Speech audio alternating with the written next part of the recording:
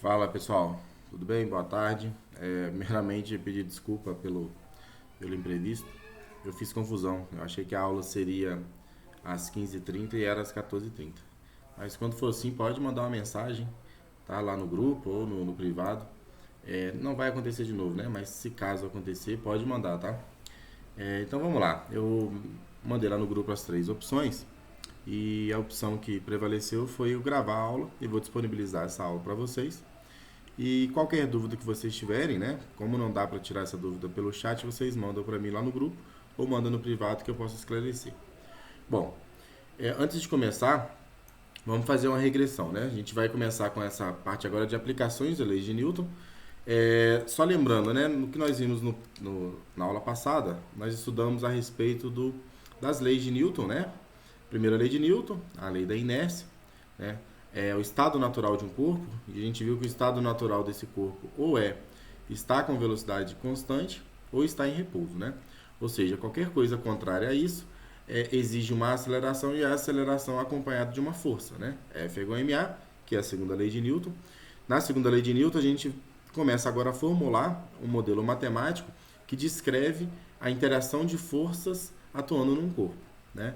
Primeira, né, a formulação geral é que a força resultante, ou o vetor força resultante, gera uma aceleração na mesma direção e no mesmo sentido, né? Uma vez que a aceleração está multiplicando pela massa e a massa é uma grandeza sempre positiva. Logo, força e aceleração têm mesma direção, mesmo sentido, né? E podem ter módulos diferentes dependendo da massa. Se a massa for 1, eles também têm o mesmo módulo, mas no geral essa massa não é igual a 1. Logo, a força ela vai ter sempre um módulo diferente da aceleração. E por fim, a terceira lei de Newton, nós estudamos o paração e reação, né? Nós vimos que para caracterizar paração e reação, as forças elas têm que ter mesmo módulo, elas têm que ter mesma direção, sentidos contrários e atuar em corpos diferentes, né? Bom, com isso a gente já teve uma base para descrever as 6 principais forças que nós vamos trabalhar. Eu listei essas forças para vocês na aula anterior. A primeira força é a força peso, né? A força peso, a gente vai partir de novo da segunda lei de Newton, F é igual a ma, mas em particular a aceleração é a aceleração gravitacional, né? Sendo a aceleração gravitacional bem definida como vertical e para baixo, a força peso também vai acompanhar. Lembra que eu falei lá? A força não acompanha a aceleração? A aceleração gravitacional é vertical para baixo, então a força também é vertical para baixo. O que vai mudar de um peso para o outro é o que? A intensidade. Logo, um corpo com mais massa tem mais peso, um corpo com menos massa ele vai ter menos peso. Logo, essa é a primeira força que nós definimos, peso é igual a mg. A segunda força que nós definimos é uma força de contato, né? O que seria essa força de contato? Força de contato é a normal, né? A gente vai ver que existem duas forças de contato. A primeira que eu listei é a força normal. A normal é sempre perpendicular ao plano, ou seja, ela faz 90 graus com a superfície. Então, uma vez que eu inclinei a superfície ou eu mudei a direção do contato do bloco ou do objeto, eu mudo também a direção da normal. É só lembrar que ela vai fazer 90 graus com a superfície. Então, se eu empurrar um bloco para cima, no teto, a normal está para baixo. Se eu coloco um objeto de cima para a mesa, em cima de uma mesa, a normal está para cima, certo? Terceira força que nós vimos é uma força de tração. A força de tração está relacionada a vínculos entre objetos, ou seja, a gente vai ver que quando a gente tem sistema de blocos, esse sistema de blocos eles estão vinculados por um fio, né?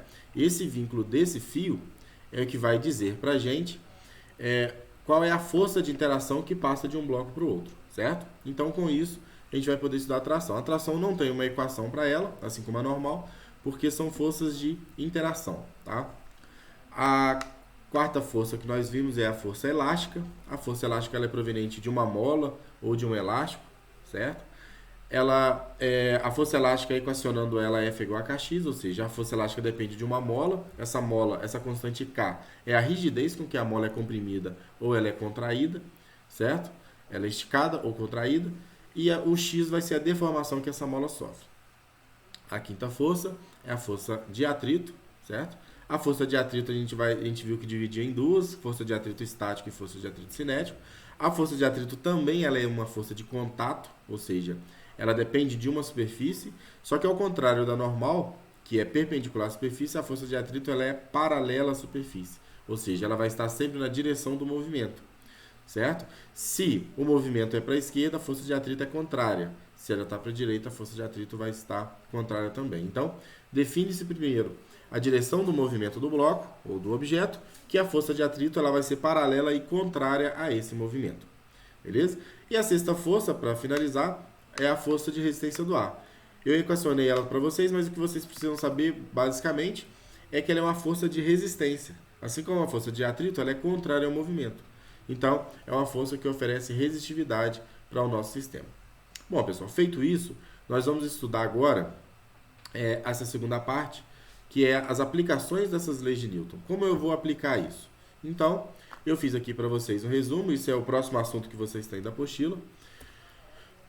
Vamos lá. As aplicações, primeira aplicação direta disso é o plano inclinado, tá? Plano inclinado, né, coloquei aqui o desenho para vocês, é eu pegar um bloco agora, colocar em cima de uma superfície e inclinar a superfície até um ângulo alfa ali, né? Então, o que vocês precisam saber? As definições que vocês precisam saber é, primeira coisa, a força-peso é uma força que atua para baixo. Então, a força-peso vai ser sempre para baixo, independente da inclinação da minha rampa, do meu plano. Então, ela nunca vai mudar a direção e nem o sentido. Segunda coisa é que a normal é perpendicular. Já a normal acompanha, tá vendo? Quanto mais eu inclinar esse cara, mais essa normal vai inclinando junto, porque ela tem que conservar a definição de que ela faz 90 graus com a superfície. Se ela faz 90 graus com a superfície, olha essa normal aqui, a força de atrito ela é o quê? Ela vai ser paralela à superfície.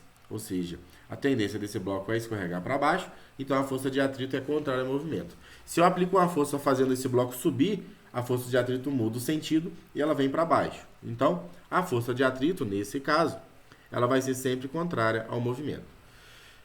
Então, eu coloquei aqui essas três definições para vocês. Olhando o plano inclinado, a primeira coisa que você tem que pensar é força-peso para baixo, normal perpendicular e a força de atrito paralela ao plano e contrária ao movimento, certo?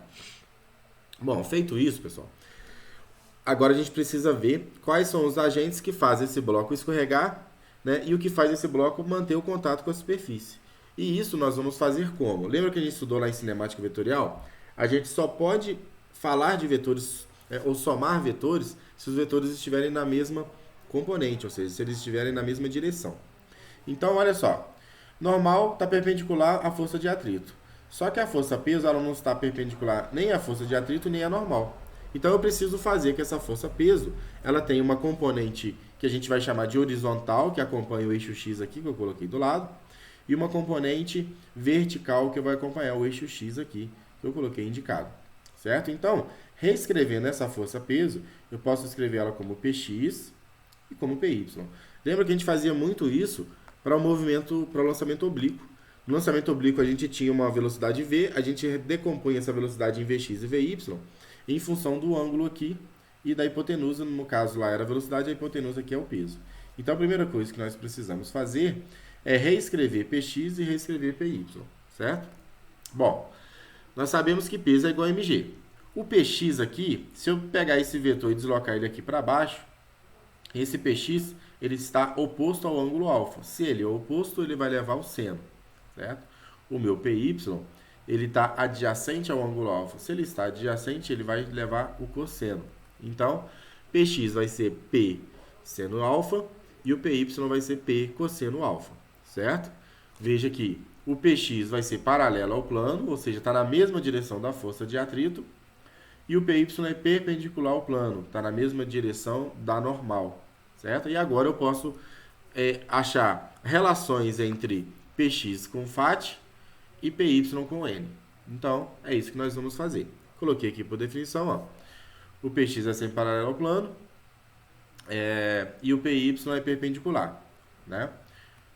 Bom, feito isso, agora a gente vai aplicar a segunda lei de Newton nesse bloco, porque eu já tenho os meus vetores bem definidos, eu já tenho as minhas forças bem definidas. Veja, na direção horizontal do eixo X ali, que eu coloquei aqui de lado, eu tenho duas forças. Eu tenho Px e tenho Φ. Na componente vertical, no eixo Y, eu tenho Py e normal.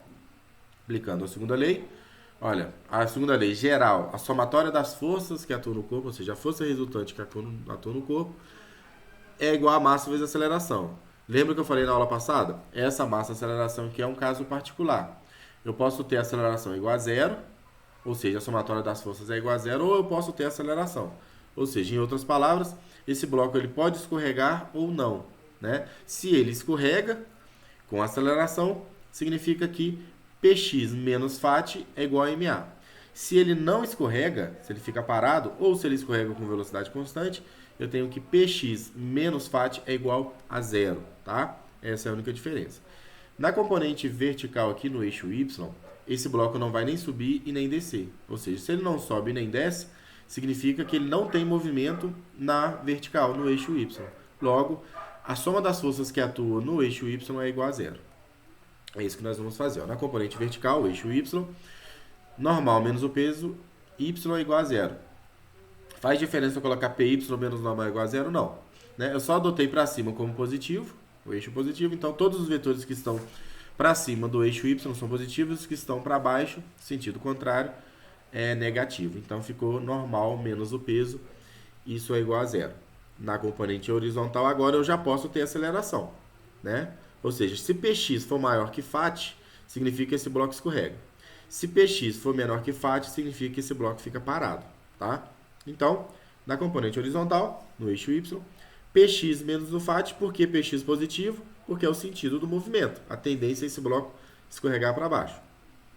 Então, Px menos o Φ é igual a ma, tá? Esse ma é a massa vezes a aceleração, levando em conta que esse bloco escorrega com a aceleração. Bom, agora eu vou trazer duas informações da aula anterior, né? Primeira força que nós definimos, peso é igual a mg. A quinta força que nós definimos, Φ é igual a μ vezes a normal. Por que eu vou fazer isso? Porque eu vou substituir agora na equação principal. Ó. Px menos Φ igual a ma. O Px eu repeti. O Φ é μ vezes a normal. Só que a normal, nesse caso, nós já vimos aqui que é igual a Py, né? Eu posso passar esse Py para lá. Isso é igual a ma. Então, ó, Px menos o Φ, que é μ vezes a normal, e a normal é igual a Py, é igual a ma. Certo? Só que Px a gente sabe que é P seno alfa e Py é P cosseno alfa. Substituindo o peso aqui, a gente sabe que é mg. Veja que vai ficar mg seno alfa menos mi mg cosseno alfa. Isso é igual a ma. Posso cortar as massas aqui, né? Em todos os casos, olha, eu tenho massa multiplicando. Ou seja, no caso geral, no caso mais amplo de um plano inclinado, a aceleração com que esse bloco desce é igual a g vezes o seno de alfa menos mi vezes g cosseno de alfa. Certo? Essa é a aceleração que o bloco adquire para esse sistema completo aqui. Por que é o sistema completo? Porque agora eu vou fazer algumas considerações, alguns casos particulares, né? Primeiro caso, plano inclinado sem atrito. Suponhamos que agora essa faixa aqui é zero. Se essa faixa aqui é zero, esse cara aqui é zero, né? Na componente horizontal é zero. Esse cara aqui também vai ser zero, ou seja, tudo que leva a mi é zero. Então, na equação final, que eu tenho a, que era a equação mais completa, a igual a g seno alfa menos mi g cosseno alfa. Se no coeficiente de atrito é zero, o mi é zero, então fica que a é igual a somente g seno alfa. Ou seja, num plano inclinado, a aceleração com que o bloco desce vai depender do ângulo de inclinação. Quanto maior o ângulo de inclinação, maior vai ser a aceleração gravitacional aqui, maior vai ser a aceleração do bloco. Vamos pensar. Se eu levantar esse bloco todo, olha, se esse alfa ali for 90 graus, significa que esse bloco começa a cair em queda livre, concorda? Porque eu inclinei demais, como eu inclinei demais, esse cara agora começa a cair em queda livre. Se ele cair em queda livre, significa que o alfa é 90, né? Porque o plano inclinado está com alfa igual a 90. Seno de 90 é 1, ou seja, então a aceleração fica igual a g. Certo? Então, olha só como é que combina bem com o que nós estamos analisando aqui. Vamos pensar outro extremo agora. Se esse alfa é zero, esse bloco não escorrega mais. Ou seja, alfa ser zero significa que seno de alfa, ou seno de zero, é zero. Logo, a aceleração na direção do plano é zero. Esse bloco não escorrega mais. Então, veja que quando eu tenho um plano inclinado sem atrito, a aceleração vai depender da inclinação. Quanto mais inclinado, maior a aceleração, podendo chegar ao máximo igual a g. Então, a aceleração máxima que aquele bloco pode atingir é quando a igual a g, ou seja, eu estou em queda livre. Beleza? Vamos para o segundo caso. Plano inclinado agora com atrito estático, ou seja, iminência de movimento. Lembra que eu falei com vocês que existem dois tipos de atrito na aula anterior? Atrito estático e atrito cinético. O atrito estático é o atrito responsável por manter o objeto parado. Então, quando eu coloco algum objeto em cima da mesa, eu vou inclinando, inclinando, inclinando, esse objeto ainda não escorrega. Chega um momento em que esse objeto começa a escorregar. Ou seja, é o momento em que Px é maior que Fat, certo? Mas, se Px for igual a Fat, esse cara fica parado. Ou seja, a soma das forças que atuam no eixo x aqui é zero. Ou seja, então eu posso pegar essa equação geral, fazer A valer zero. Quando eu pego a equação geral, eu faço A valer zero aqui. Ou seja, o A valendo zero significa que G seno alfa menos μg cosseno alfa, certo? Posso isolar aqui o μ, por exemplo. Ó, passa esse cara para lá, vai ficar positivo, ou seja, μg cosseno alfa é igual a G seno alfa. Posso cortar G com G, ou seja, μ é igual a seno de alfa sobre cosseno de alfa. E aqui a gente tem um resultado importante. Quando eu tenho um plano inclinado com atrito mais atrito estático, a inclinação máxima que esse bloco pode atingir, ou que esse plano pode atingir, é igual a tangente do ângulo, porque esse é o coeficiente de atrito, certo? Bom, pessoal, isso a gente finaliza a primeira parte. A gente vai trabalhar agora, então, com sistemas de blocos, tá? Sistemas de blocos, basicamente, qual é o macete ou a receitinha para resolver esse tipo de problema? Primeira coisa, separa os blocos. Eu vou analisar esses blocos separadamente, aplicando a segunda lei de Newton em cada um deles. Pego um bloco, aplico a segunda lei. Olha aqui o exemplo, ó. Coloquei dois exemplos clássicos aqui. Primeiro exemplo, eu tenho uma corda puxando um bloco e essa corda puxa o segundo bloco. O segundo caso, eu tenho a força empurrando o bloco A e esse bloco A empurra o bloco B. Nesses dois casos é o mesmo tipo de resolução. Primeira coisa que eu preciso fazer é separar os blocos. Primeiro eu vou analisar só A. Quais as forças atuam em A aplicando a segunda lei? Segunda lei, as forças que atuam em A é igual a massa de A vezes a aceleração. Depois, as forças que atuam em B é igual a força de B vezes a aceleração. Vezes a massa de B vezes a aceleração. Então, vamos lá. Primeira coisa é aplicar a segunda lei. Segunda coisa, a gente vai analisar agora a tração do fio. Lembra que nós vimos lá? A terceira força que nós vimos na aula passada era a tração. Então, a gente vai ver que quando um fio liga o outro, eu estou transferindo força de um bloco para o outro. Ou seja, pega esse caso de baixo. Quando eu empurro esse de cá, o bloco A empurra o bloco B. Se eu tivesse outro bloco C, o bloco B empurraria o bloco C. E aí a gente vai ver que eu estou transferindo força, ou seja, eu estou transferindo a força do bloco A para o bloco B. A terceira consideração aqui, que é importantíssima, é que a aceleração do sistema será sempre constante, tá? Ou seja, quando eu empurro o bloco A, o bloco vai empurrar o B. O conjunto tem a mesma aceleração. Quando eu puxo o bloco B puxa o bloco...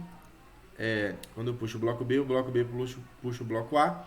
Ou seja, se esse fio é inextensível, e o fio vai ser sempre inextensível para a gente, eu estou transferindo força de B para A, logo a aceleração do sistema é a mesma, tá? Então, essas são as três definições. Aplicar a segunda lei, ver a tração nos fios, porque esses caras têm a mesma tração, e ver a aceleração do sistema, que eles também têm a mesma aceleração. E eu coloquei aqui um sistema de blocos, é o caso mais complexo possível, tá? Num plano. Tem uma força F que puxa B, esse B tem o peso de B e a normal de B, e esse B também tem uma força de atrito que é contrária ao movimento da força F. Tenho a tração de A em B, e aqui eu tenho a tração de B em A, certo? No bloco A, as forças que eu tenho na horizontal é tração BA e força de atrito, e na vertical eu tenho PA e normal de A. Então essas são as forças que atuam aplicando a segunda lei em cada um dos blocos, essas são as forças. Então vamos lá, vamos pegar o primeiro bloco A. O bloco A, na horizontal tem qual força? Tração AB, ela vai ser positiva porque ela está na direção do movimento, menos a FAT, que é a FAT de A. Isso é igual a massa de A vezes a aceleração do sistema, que é a mesma. Vamos aplicar a segunda lei agora para o bloco B. Para o bloco B, eu tenho uma força F para a direita, certo? E para a esquerda eu tenho duas forças, a tração AB, certo? E a força de atrito de B. Então eu tenho duas forças negativas e uma força positiva, e isso vai gerar a massa de B vezes a aceleração, certo? Bom, vou agora aplicar a consideração de que a tração AB é igual a tração BA, né? Isso caracteriza a paração e reação. Veja, as forças têm mesmo módulo, elas têm mesma direção, elas têm sentidos contrários e atuam em corpos diferentes. Uma é B atuando em A e outra de A atuando em B. Coloquei aqui em cima para vocês que TAB é igual a TBA, certo? E quando eu somo essas duas equações aqui que eu achei, eu vou anular, Porque, veja, eu tenho TAB aqui, TBA aqui eu tenho TAB, uma está negativa, outra está positiva. Então, eu vou somar. Do lado esquerdo da igualdade, o que eu tenho? Eu tenho a força F, eu tenho a FAT A e tenho a FAT B. Então, vai ficar F menos FAT A menos FAT B. Isso é igual. Do outro lado da igualdade, eu tenho massa de A mais massa de B, vezes a aceleração. Massa de A vezes A, massa de B vezes A. Certo? Bom, coloquei aqui essa massa em evidência, né? Coloquei a aceleração em evidência, ou seja, a aceleração é MA mais MB, e vou passar MA mais MB dividindo. Então, a aceleração com que esse conjunto de cima desenvolve vai depender de quê? Da força que eu estou puxando, menos FAT B, sobre MA mais MB, certo? Olha só, o que pode acontecer nesse sistema. Se a força F for igual à soma de FAT A mais FAT B, ou seja, se F for igual a FA mais FB aqui, significa que esse bloco fica parado. Ou seja, eu tenho 0 sobre MA mais MB, logo a aceleração é nula. Ou seja, olhando para o sistema aqui, essa força F aqui tem que ser maior do que essas duas FATs juntas. Se elas não for maior, significa que esse bloco não anda. Certo? Então vamos lá.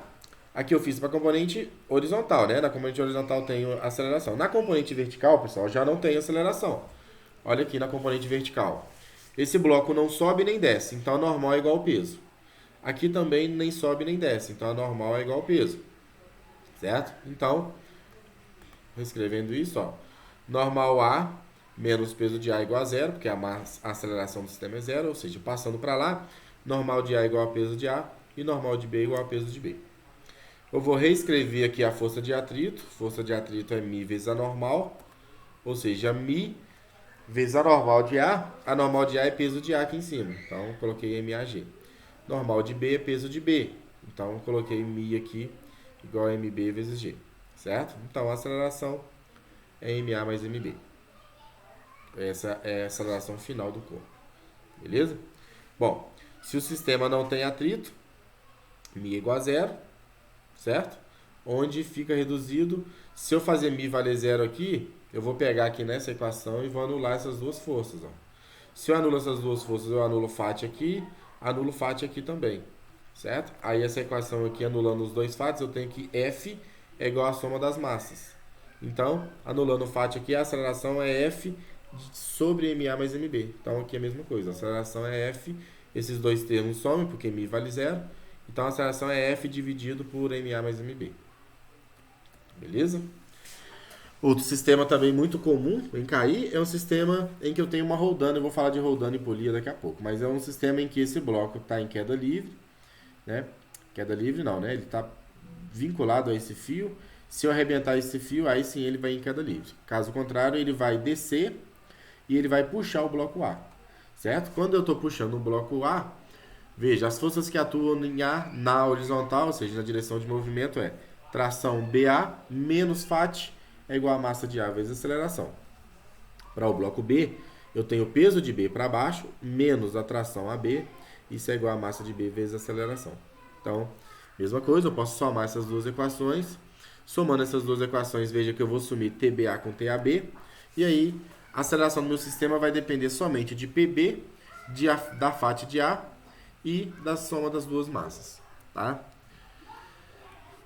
Bom, pessoal, o próximo caso é o caso das polias, ou roldanas. Bom, tem dois tipos de máquina aqui. Tem a máquina, a roldana e a polia fixa, e a roldana e a polia móvel. A polia fixa, ela é mais simples. Qual que é a função de uma polia fixa? A função da polia fixa, pessoal, é mudar direção ou sentido do movimento. E ou, né? Pode mudar direção ou sentido, mudar direção e ou sentido. Vamos lá, primeiro caso aqui. Nesse caso, a força está mudando a direção e sentido. Para eu arrastar esse bloco, eu preciso aplicar uma força na horizontal, da esquerda para a direita. Se eu coloco uma roldana, uma polia aqui, ao invés de aplicar essa força na horizontal, eu vou aplicar essa força na vertical. Veja, na vertical e para baixo. Ou seja, se eu puxar essa corda para baixo, o bloco anda para frente. Certo? Olha o segundo caso. No segundo caso, para eu levantar aquele bloco, eu tenho que aplicar uma força para cima. Quando eu coloco uma roldana, Ao invés de aplicar uma força para cima, eu passo a aplicar agora uma força para baixo. Então, se eu puxar essa corda para baixo, o bloco sobe, certo? Nesse caso aqui, ó, não está nem na vertical nem na horizontal a força aplicada, mas eu posso depois ver que eu posso decompor essa força em Fx e Fy. Esse caso aqui, pessoal, é o caso mais complicado, talvez, para estudar essa parte de polias, né, de polias fixas. Porque, veja comigo, para eu levantar esse cara, eu tenho que aplicar uma força na vertical. Esse cara aqui está aplicando uma força que não está nem na vertical e nem na horizontal, mas eu posso escrever como combinação linear aqui, né? Fx e Fy. Fy para baixo, porque ele tem que puxar para baixo para subir até a polia de cima, certo? E aqui, veja que eu tenho uma outra força para cá, na horizontal. Essa força na horizontal tem que ser contrária à força de atrito dele com o pé.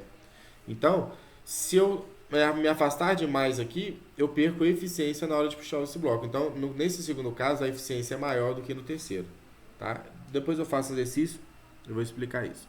Então, a única coisa que vocês precisam saber da roldana fixa é que a roldana fixa ela serve somente para mudar a direção e sentido da força aplicada. Ela nunca vai mudar o módulo, né? Pensar que essa força tem 3 propriedades: módulo, direção e sentido. Vamos para o segundo caso. Segundo caso, eu tenho agora as polias móveis. As polias móveis agora ela é mais particular, porque, veja, nesse caso aqui a polia só vai rodar, ela só tem rotação. No caso da polia móvel, ela tem rotação e translação, porque além dessa polia rodar em torno do próprio eixo, ela pode subir e descer, certo? E aí tem uma particularidade interessante nessas polias fixas e uma aplicação muito boa pra gente. Vamos lá. Eu escrevi aqui do lado como vetores, né? Eu tenho a força-peso para baixo e tenho 2 vetores para cima. É como se eu estivesse fazendo um cabo de guerra aqui. Eu tenho um cara puxando para baixo e 2 puxando para cima. Se esse cara aqui fica parado ou estático ou sobe com velocidade constante, isso significa que a força-peso desse cara, peso, é dividido em 2, porque fica, vamos supormos que aqui tem 10 quilos, fica 5 quilos para o lado direito e 5 quilos para o lado esquerdo. Então, sempre que eu tenho uma polia móvel, essa polia tem como finalidade dividir a força-peso, ou dividir a força aplicada. Então, vai ficar P sobre 2 de um lado e P sobre 2 do outro. Bom, então, só que a gente pode trabalhar com o sistema com N polias, com bastante polias. Coloquei aqui para vocês o esquema. Imagina que eu tenho o peso para baixo. A gente sabe que a primeira polia vai dividir por 2. Então, aqui vai ter peso sobre 2 para cá e peso sobre 2 para cá. A segunda polia vai dividir por 2 de novo. Só que aqui já é peso P sobre 2, ó. Olha aqui do lado. Se já é P sobre 2, dividindo por 2 de novo, vai ficar P sobre 4 e P sobre 4. Chega na terceira polia, P sobre 4. Vou dividir de novo. P sobre 4 dividido por 2, P sobre 8. P sobre 4 dividido por 2, P sobre 8. Aí, essa polia aqui de cima agora, ela está fixa. Certo? O que ela faz? Muda o sentido. Até aqui, ó, essa polia está puxando para cima, essa polia está puxando para cima, essa polia está puxando para cima. Quando eu coloco uma polia fixa, agora eu passo a puxar para baixo. Certo? Então, cada polia vai dividindo essa força aí por 2, não muda a direção e o sentido, certo? E aí, quando eu coloco uma terceira polia fixa, essa sim vai mudar a direção e o sentido da minha força aplicada. Certo, pessoal? Então, basicamente é isso. É um exemplo. Suponhamos que esse peso aqui, sei lá, tem 1.000 quilos, né? Se ele tem 1.000 quilos, chegando aqui, vai dividir por 2. Vai ficar 500 para cá e 500 para cá. Aí chega na 2 que é 500. Ou seja, vai dividir por 2 de novo. Vai ser 250 para cá, 250 para cá. Chega na terceira, vai dividir de novo. Se é 250, vai ser 125 para cá, 125 para cá. Então, esse cara aqui está aplicando. Se esse cara tem 125 quilos, ele pode levantar um peso de 1.000 quilos. Veja que é muito eficiente a ideia dessas polias, né? Que eles chamam de máquina de Atwood. Então, é muito, muito útil para eu dividir força. Quanto maior o número de polias que eu for colocando, mais eu vou dividindo a minha força. E aqui eu coloquei a equação para isso, tá? A equação que rege isso é a força aplicada, ou seja, a força que o cara está aplicando aqui embaixo, ela vai ser igual à força-peso do bloco, do objeto que está sendo suspenso, dividido por 2 elevado a n, né? Em que n é o número de polias móveis, tá? Coloquei aqui em negrito. Veja aqui, coloquei aqui em vermelho para vocês não esquecerem. Como aqui, olha só, quantas polias eu tenho aqui? 1, 2, 3, 4 polias. Então, eu não posso colocar 4 aqui para eu calcular a força aplicada, porque esse N ele só relaciona as polias móveis. Então, nesse caso, eu tenho 3 polias móveis e uma polia fixa. A polia fixa vai inverter o sentido da força e a polia móvel, essa sim, vai dividir a força. Então, eu só tenho 3 polias móveis aqui. Veja que vai ser peso dividido por 2 elevado a 3 e 2 elevado a 3 dá 8. Então, vai ser peso dividido por 8. É o que a gente já tinha feito aqui, ó, peso dividido por 8. Beleza? E para finalizar aqui para vocês, eu tenho agora o sistema de elevadores, tá? Esse sistema de elevador basicamente é analisar qual é a reação normal da superfície interna de um elevador, dado que esse elevador pode ter 3 situações possíveis. Esse elevador ele pode subir acelerando, ele pode descer acelerando, ou ele pode ficar parado, certo? Se ele sobe com velocidade constante, desce com velocidade constante ou fica parado, é a mesma coisa para a gente, porque a aceleração é zero. A gente só vai ter uma mudança da interação da normal com a superfície, caso esse cara suba com aceleração ou caso esse cara desça com alguma aceleração, certo? Então vamos lá, primeiro caso. Imagina que agora eu tenho uma aceleração subindo. Se essa aceleração está subindo, quais forças que atuam dentro do elevador? Força, peso e a normal, certo? Como a normal está na mesma direção da aceleração, eu vou colocar ela como positivo. Então, normal menos o peso é igual a massa de A vezes a aceleração. Peso a gente sabe que é mg, então eu vou passar esse peso para o outro lado da igualdade. Passa para lá, vai ficar positivo, então a normal é igual a mg mais ma. Colocando o m em evidência, a normal é m que multiplica g mais a. Ou seja, quando eu estou dentro do elevador e esse elevador sobe acelerando, a minha normal aumenta. E o que significa essa normal aumentar? Vamos pensar num caso mais prático. Imagina que você está dentro do elevador e você leva uma balança com você. Aí você está parado no elevador, quando você sobe no elevador, por exemplo, no meu caso, eu subo no elevador, marca 90 quilos, certo? Esse é a massa que a balança está marcando. Se o elevador subir acelerando, ele vai marcar mais de 90 quilos, certo? Por quê? Vamos por um exemplo. Suponhamos que ele vá subir com 2 metros por segundo. Se ele sobe com 2 metros por segundo, eu vou ter agora, né? Vamos arredondar essa massa para 100. Eu vou ter que m igual a 100, g igual a 10, ou seja, ele tem 1000 newtons. Né? 100 quilos é 1000 newtons. Se eu subir com aceleração de 2 metros por segundo ao quadrado, significa que eu tenho 10 mais 2, 12, 12 vezes 10, 12 vezes 100, né? Vezes 10 não, vezes 100, dá 1.200. Ou seja, parado dá 100 quilos, subindo dá 120 quilos, certo? E o análogo é descendo. A gente vai ver que descendo ele vai ter uma diminuição da normal. Porque agora o peso é que está na direção da aceleração, então peso menos a normal é igual a ma. Eu vou passar a normal para lá positiva e o ma para cá negativo. Então, a normal que marca quando o elevador está descendo é massa que multiplica g menos a, tá? Ou seja, se eu estou na balança, nessa mesma balança, se eu estou 100 kg na balança e esse elevador sobe com 2 metros por segundo, a balança marca 120. Se eu estou descendo, a balança vai marcar 20 kg a menos, ou seja, marca 80. Então, a mesma balança ela pode marcar 100, 120 ou 80. Se está parado, marca 100 kg. Se está subindo, 120. Se está descendo, 80. Certo, pessoal? Então, por que isso acontece? Porque isso é uma força de interação da normal com a superfície. Né? Vamos pensar num caso bem aplicado. Quando você está dentro do elevador e o elevador sobe, você não sente uma pressionada no joelho? Ou seja, quando sobe, a inércia do movimento é te deixar parado, certo? Então, você sente uma leve peso nos joelhos por conta disso. E a mesma coisa quando o elevador desce. Se o elevador, não só o elevador, tá? Já viram aqueles brinquedos lá? Aqueles brinquedos em que aqueles elevadores gigantes lá, quem desce com aceleração muito grande, o que acontece com você? Você começa a desprender da superfície.